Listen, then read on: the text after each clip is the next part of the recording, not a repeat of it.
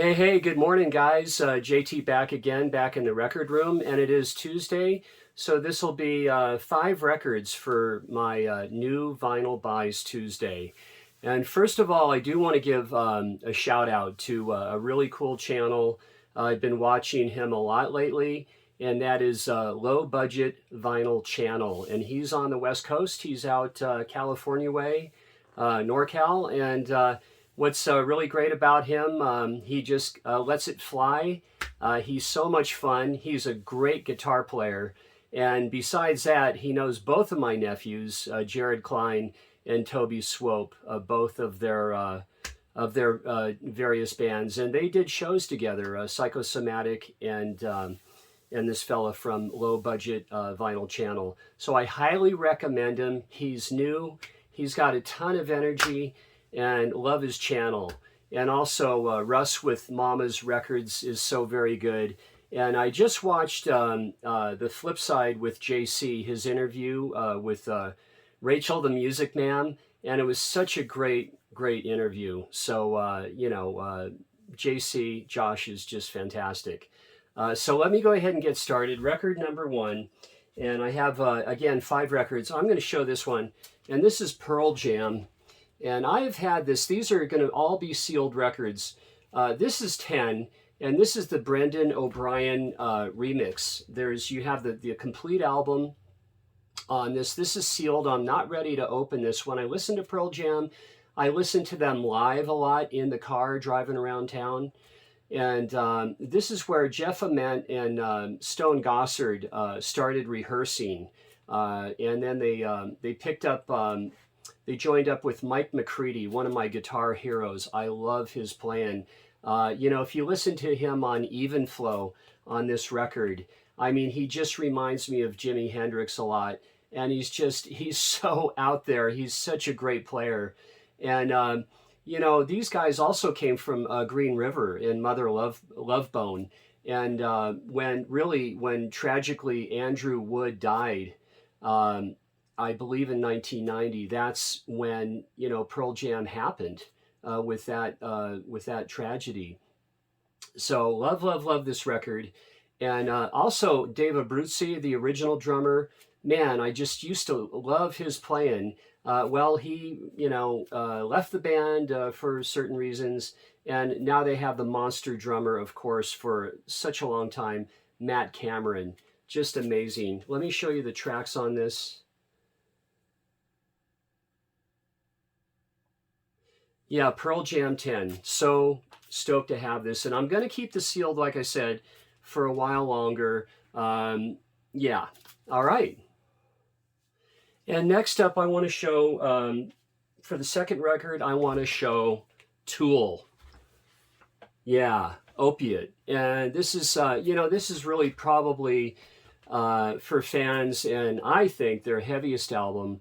And, this happened before their great Undertow record from 1993. So this one came out in about 1992. And this is a 7-song EP, kind of a long EP. There are 2 live tracks on this as well. And this was recorded at the great Sound City, all analog in Van Nuys, California. And, on vocals, you have Maynard and Adam Jones on guitar, and you have Paul Diamore on bass.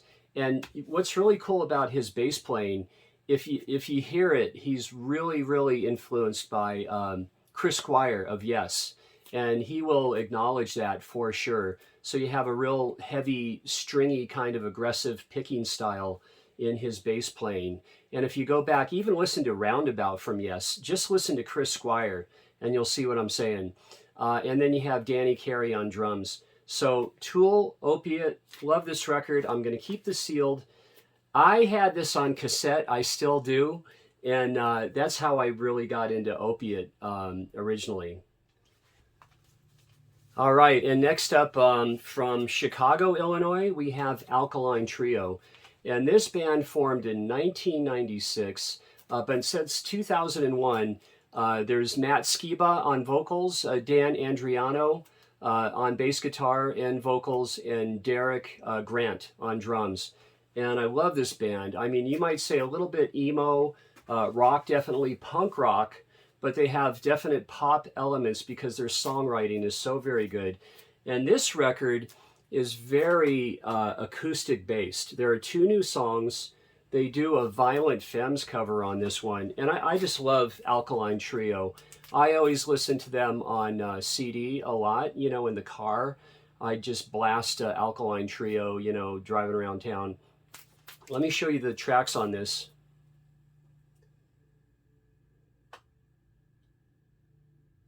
And this record, these songs are cherry-picked from their extremely, extremely extensive catalog. And if you don't know Alkaline Trio, and you like punk rock, let's say, like, they're not really like Blink-182, but they very, very sophisticated songwriting in a pop vein for punk rock. So yeah, Alkaline Trio. And for the next record, I'm really, really stoked to have this. I just got this in the mail, and this would be the Weathermaker Vault Series Volume 1 from Clutch. And so cool to have this record. I remember when I discovered this band in about 2001, there's Clutch. Discovered them along with Fu Manchu and Nebula. And, you know, I think the reason why I really like stoner rock is, you know, as a kid, as a young teenager, I mean, blues rock was just my thing. I mean, just everything. Savoy Brown, Deep Purple, blues rock, and British blues rock as well. But this band, this record here is, I believe they're going to do, and Weathermaker is their personal record label. And so the band, the boys, Dan, John Paul, Tim, and Roger, these are some of their favorite songs that they're covering. So this is really cool. Let me show you the back cover. And Clutch formed in Germantown, Maryland, around 1991. Such a great band. And for the 5th record and last record that I'm going to show in this late morning on Tuesday is going to be Facelift from Alice in Chains. Such an outstanding record. And, you know, this record was really the first big record to hit in the early 90s, like right around 1991. And you have Jerry Cantrell on guitar. Sean Kinney formed the band and picked up Lane Staley. And, you know, he's just so sorely missed with his death in 2002. And, you know, the name Alice in Chains actually came from Lane Staley's old band, like Alice in Chains. That's where it came from. And let me show you the tracks on here. There you go. What I love about, I mean, I don't really like the term grunge. I mean, it's hard rock. In about 1991, because guys, I'm 10 years older than all of these guys, about 10 years older. And when 1991 hit, I was so excited. It reminded me of the late 60s and early 70s music scene. There was just so much happening in the early 90s. Think about it. It was just so exciting.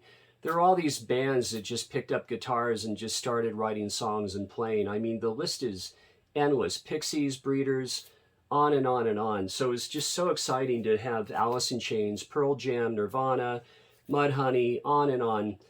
Great bands. So really nice to have this one. I'm going to keep it sealed for a little bit longer because I have this on 2 other formats, and I'm going to be breaking it out shortly. And I'm wearing my 1991 shirt. I wear this one every now and then when I do videos. And this, I got to show you this. Check this out. There's about every band possible on the back of my t-shirt. And that was in honor of Bill Graham when he died in the helicopter crash in and around the Bay Area, San Francisco. And they had a big concert, and those are all bands that played for and under the Bill Graham banner. Well, anyway, hey, thanks for watching, and I'll see you on the next video, and you guys stay safe and take care. All right, thanks.